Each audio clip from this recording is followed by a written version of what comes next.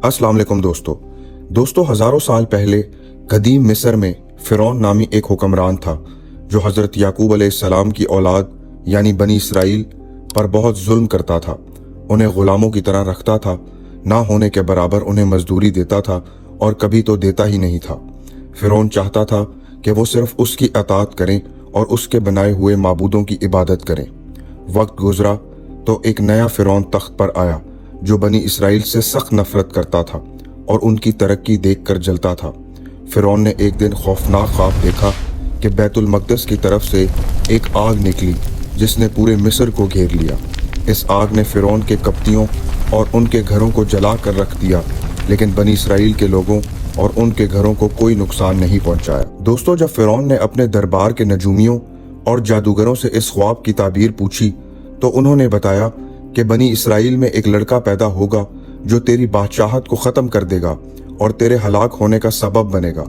इस ख्वाब से खौफजदा होकर फ़िरौन ने हुक्म दिया कि बनी इसराइल में पैदा होने वाले हर लड़के को कत्ल कर दिया जाए।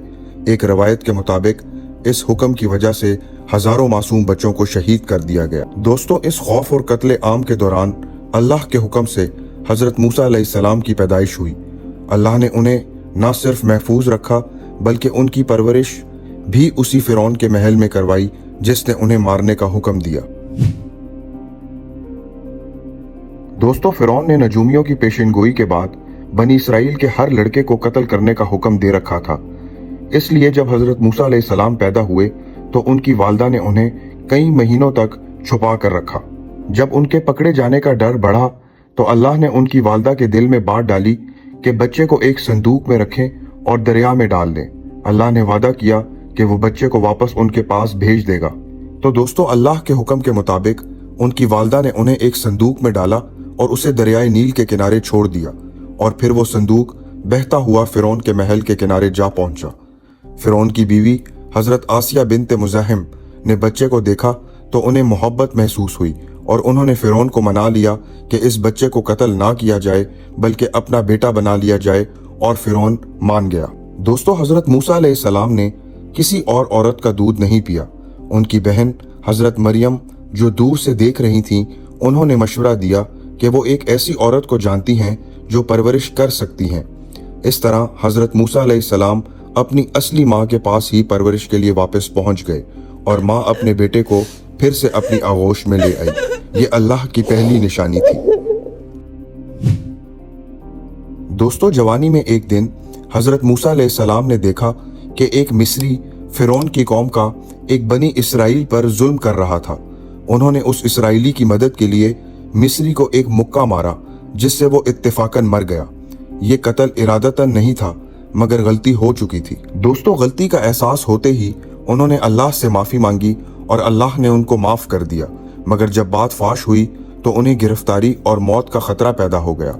एक नेक आदमी की तनबीह पर हज़रत मूसा अलैहिस्सलाम ने मिस्र छोड़ दिया और तन्हा रेगिस्तान की तरफ रवाना हो गए, ये जानते हुए कि अल्लाह की रहनुमाई उनके साथ है और उनकी ज़िंदगी का असल मकसद अभी आगे था। ये थी उनकी हिजरत, तन्हा, बेसमान, बेघर। दोस्तों, जब फ़िरौन तक कत्ल की बात पहुंची तो उसने आपको कत्ल करने का हुक्म दे दिया। एक मुखबिर की इत्तला पर हज़रत मूसा अलैहिस्सलाम बगैर किसी तैयारी, बगैर किसी सवारी और बगैर खाने पीने के सामान के तने तन्हा मिस्र से निकल पड़े। दोस्तों, कई दिनों तक सहरा की सख्त धूप में पैदल सफ़र करने के बाद आप मदियान पहुंचे, जहां एक कुएं पर आपने दो लड़कियों की मदद की जो भीड़ भाड़ की वजह से अपने जानवरों को पानी नहीं पिला पा रही थी। इन लड़कियों के वालिद हज़रत शुएब अलैहिस्सलाम ने आपकी अमानत और दयानतदारी से मुतासिर होकर आपको 8 या 10 साल तक खिदमत की शर्त पर अपनी बेटी से निकाह की पेशकश की, जिसे आपने कबूल कर लिया। यूं ही हिजरत आपकी जिंदगी में अमन और सुकून का जरिया बनी। दोस्तों, हज़रत मूसा अलैहिस्सलाम मदियान से अपनी अहलिया के साथ वापस मिस्र जा रहे थे। रात का वक्त था, ठंड थी और रास्ता भूलने की वजह से वो परेशान थे कि उन्हें कोहेतूर की तरफ एक आग चमकती नजर आई। जब आप अलैहिस्सलाम आग लेने वहां पहुंचे तो वो दरअसल अल्लाह का नूर था। वहां एक दरख्त से आवाज आई, ए मूसा, बेशक मैं ही तेरा रब हूं। और वहीं अल्लाह ने आपसे कलाम किया और आपको नबूवत से सरफराज फरमाया। दोस्तों इसी मौके पर अल्लाह ने आपको दो बड़े मौजज़ात असा और यद बैज़ा दिए और हुक्म दिया कि फ़िरौन के पास जाकर उसे हक की दावत दें। हज़रत मूसा अलैहिस्सलाम को कलीमुल्लाह यानी अल्लाह से कलाम करने वाला इसी वही और गुफ्तगू की वजह से कहा जाता था। दोस्तों हज़रत मूसा अलैहिस्सलाम ने अर्ज़ की, या अल्लाह मेरा सीना खोल दे, मेरी ज़ुबान की गिरह खोल दे और मेरे भाई हारून को मेरा मददगार बना दे। अल्लाह ने उनकी दुआ कबूल की और उनके भाई हारून को भी नबूवत अता फरमाई। दोस्तों वही मिलने के बाद हज़रत मूसा अलैहिस्सलाम और हज़रत हारून अलैहिस्सलाम ने अल्लाह के हुक्म से फ़िरौन के दरबार का रुख किया। हज़रत मूसा अलैहिस्सलाम ने फ़िरौन को निहायत नरमी से अल्लाह की वहदनियत की तरफ बुलाया और बनी इसराइल की आज़ादी का मुतालबा किया। फ़िरौन ने तकब्बुर करते हुए कहा, मैं ही तुम्हारा सबसे बड़ा रब हूँ, और हज़रत मूसा अलैहिस्सलाम का मजाक उड़ाया। दोस्तों फ़िरौन ने हज़रत मूसा अलैहिस्सलाम को झुटलाने के लिए पूरे मुल्क से माहिर जादूगरान को इकट्ठा किया। जब जादूगरों ने अपनी रस्सियां फेंकी जो सांप नजर आने लगी, तो हज़रत मूसा अलैहिस्सलाम ने अपना आसा डाला जो एक अजीमो शान अजदहा बन गया और सब सांपों को निगल गया। ये देखकर तमाम जादूगर सजदे में गिर गए और कुरान के मुताबिक उन्होंने हज़रत मूसा और हज़रत हारून अलैहिस्सलाम के रब पर ईमान लाने का ऐलान कर दिया। फ़िरौन ने उन्हें देखकर धमकी दी, मैं तुम्हारे हाथ पांव काट दूंगा, मगर ईमान उनके दिल में उतर चुका था। दोस्तों कुरान मजीद की सूरह अल अराफ आयत 133 के मुताबिक अल्लाह ताला ने फ़िरौन और उसकी कौम पर मुसलसल अजाब नाजिल फरमाए ताकि वो हिदायत हासिल करें, लेकिन उसने हर बार तकब्बुर किया। शुरू में एक शदीद तूफान आया जिसने उनकी फसलों और घरों को तबाह कर दिया। टिड्डियों के लश्कर ने उनकी बची कुची फसलें और फल खा लिए। दोस्तों उन पर जुओं या छोटे कीड़ों का अजाब आया जो उनके कपड़ों, जिस्मों और खाने में भर गई।